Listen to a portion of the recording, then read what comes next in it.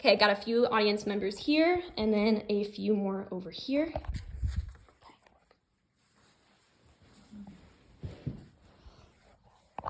Picture this. For weeks you've had a sore throat that just won't let up. Eventually you decide to get it checked out, only to find that it's not an ordinary sore throat, but an HPV-caused cancer. HPV, or human papillomavirus, infects the majority of Americans who are sexually active at some point during their lives, and some strains can cause cancer.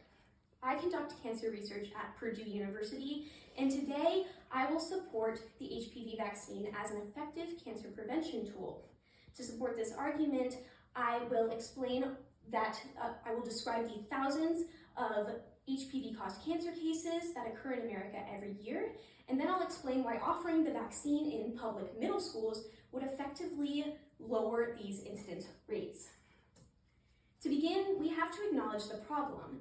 The prevalence of HPV translates to around 36,000 annual cases of HPV-caused cancers every year in America, according to the CDC. According to a 2004 article in the Journal of Virology, strains like HPV 16 and 18 have the ability to transform healthy cells into cancer cells by inserting certain regions of their DNA, called early regions, into your DNA.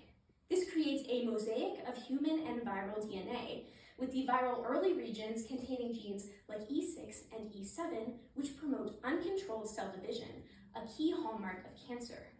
The end result is cancer development. HPV-caused cancers are diverse and deadly. HPV can cause several cancers, including cervical cancer, cancers of the genitalia, throat cancers, and anal cancer. And according to a 2018 article from Cancers, 5-year survival rates for these cancers range from just 47% to 66%. This means that thousands die from HPV-related cancers every year. Now, it's clear that HPV is a major health crisis, but there is a solution. To continue, I'll discuss why offering the HPV vaccine in public schools would effectively lower HPV-associated cancer incidence and mortality rates. The HPV vaccine is similar to other vaccines in that it involves non-pathogenic components of the virus that are injected into the bloodstream to not infect, but arm your immune system against infection. The HPV vaccine is also extremely effective. According to a 2021 article from Vaccines, the vaccine has prevented up to 90% of all HPV 16 and 18 infections, which are associated with cancer development. The HPV vaccine can also prevent up to 90% of all cervical cancers, according to a 2021 article from the Journal of the National Cancer Institute. Now, the HPV vaccine is most effective when administered to children between the ages of 9 and 14 prior to exposure to HPV. Additionally, this supports administering the vaccine in public schools where students are typically between 11 and 14 years old. There's much evidence to support administering the vaccine in public schools and how this actually increases vaccination rates.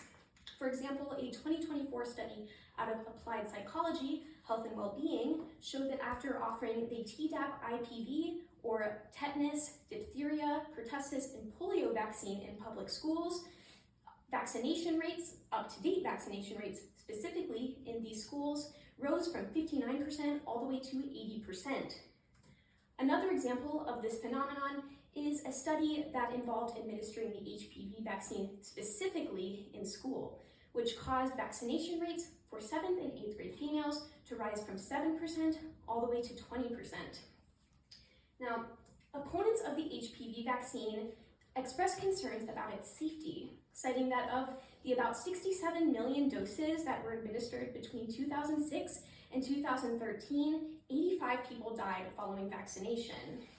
However, experts like Dr. Mark White, who is a urologist with experience with HPV-related cancers and vaccination, states that there's no connection between these deaths to support that they were vaccine-induced. Rather, the safety of the HPV vaccine has been validated and is supported by experts from the CDC. Dr. White compares its safety to that of the meningitis and Tdap vaccines. Overall, it's clear that the breadth of literature supporting the efficacy and safety of the HPV vaccine is wide. Today, I supported offering the vaccine in public middle schools by first describing the thousands of annual cancer cases that are caused by HPV, and then explaining why offering the HPV vaccine in public schools would effectively decrease these incidence and mortality rates. Now it's your turn. I encourage you to call and email your state representatives and governor to express your support for in-school HPV vaccination programs. The health of the future generations is in your hands. Thank you. Show everybody. Yes. Everybody is still here.